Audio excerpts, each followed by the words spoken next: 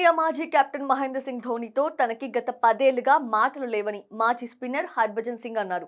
తమ మధ్య ఎలాంటి స్నేహం లేదని, ఐపీఎల్లో చెన్నై సూపర్ కింగ్స్ తరపున ఆడినప్పుడు కూడా ఎక్కువగా మాట్లాడుకోలేదని చెప్పాడు. అయితే తాజాగా ఓ ఇంటర్వ్యూలో ధోనీ గురించి భజ్జీ ఆసక్తికర వ్యాఖ్యలు చేశాడు.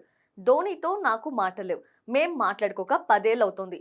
ధోనీతో నాకు ఎలాంటి సమస్య లేదు. అతనే నాతో మాట్లాడటం లేదు. నాతో మాట్లాడకపోవడానికి గల కారణమేంటో కూడా నాకు తెలీదు. సిఎస్కే తరపున ఆడుతున్నప్పుడు మేం మాట్లాడుకున్నాం. కానీ మా మాటలు మైదానం వరకే పరిమితమయ్యేవి.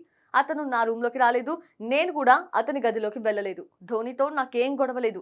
అతను ఏదైనా చెప్పాలనుకుంటే నాకు చెప్పగలడు. కానీ ఏదైనా ఉంటే ఈ పాటికే చెప్పి ఉండేవాడు. నేనెప్పుడు ధోనీకి ఫోన్ చేయను. నన్ను పట్టించుకోని వారితో నేనెక్కువగా ఉండను. రిలేషన్ అనేది ఎల్లప్పుడూ ఇచ్చి పుచ్చుకోవడంపై ఆధారపడి ఉంటుంది. మనం ఎదుటి వారిని గౌరవిస్తే వారి నుంచి కూడా అదే ఆశిస్తాం. కానీ ఎవరికైనా 1, 2 సార్లు ఫోన్ చేసినా స్పందన లేకపోతే వారిని అవసరమైనప్పుడు మాత్రమే కలుస్తాను అని హర్భజన్ సింగ్ చెప్పుకొచ్చాడు.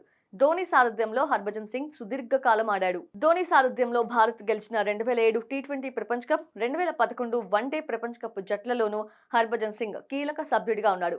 ధోనీ కెప్టెన్సీ చేసే సమయంలోనే భజ్జీతో అతనికి విభేదాలు వచ్చినట్లు వార్తలొచ్చాయి. ఈ ఇద్దరూ కలిసి 2015లో సౌత్ ఆఫ్రికాతో జరిగిన చివరి వన్డేలో ఆడారు.